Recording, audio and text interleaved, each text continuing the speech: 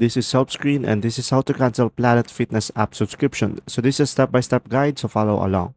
So guys, first thing that you need to do is go to your device settings. Then after that, tap on your Apple ID at the top of the screen. And then from here guys, simply go to the subscription option.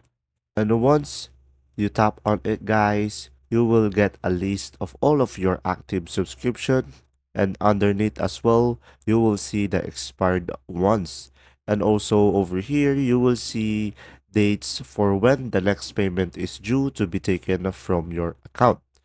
So guys, now tap on the Peacock TV under the active subscription section, and in there you will have an option to cancel a subscription at the bottom of the screen.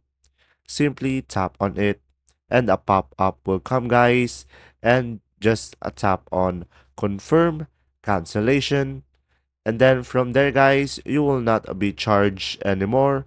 If this video was helpful, please like and subscribe, and thanks for watching. See ya.